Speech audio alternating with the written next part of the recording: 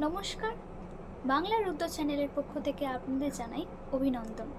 আজকে আমি সাহিত্য সঞ্চয়ন থেকে 15টি প্রশ্ন আলোচনা করব।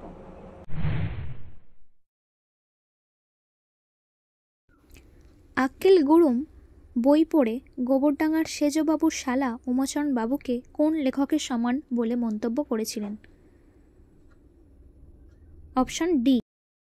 দুর্গাপুর থেকে শাবলতলার মাঠের দূরত্ব যতটা। Option B. তিন পাহাড়ের কোলে কবিতাটি শক্তি চট্টোপাধ্যায়ের যে কাব্যগ্রন্থ থেকে নেওয়া হয়েছে? Option C.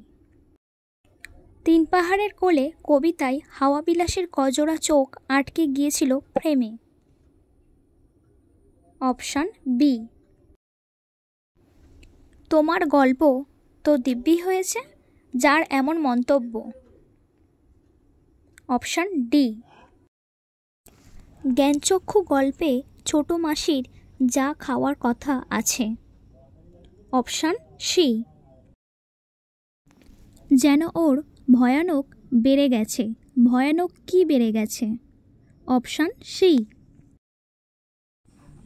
এবার রিখিয়া ছেড়ে বাবুডির মাঠে আলোচ্য অংশে রিখিয়া শব্দের অর্থ কী? Option E. অসুখী একজন কবিতাটির লেখক ছিলেন পাবলো নেরুদা। তিনি কোথাকার কবি ছিলেন? Option D.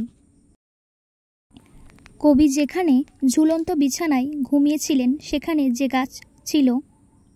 Option B. আমাকে দেখুন গল্প অংশে গল্পকথকের স্ত্রী যে বাজারে যাওয়ার কথা বলেছিল? Option D. লেখক যে লিফট চড়ে দোতলায় উঠেছে সেই লিফটটা কত বছরের পুরনো ছিল? Option C.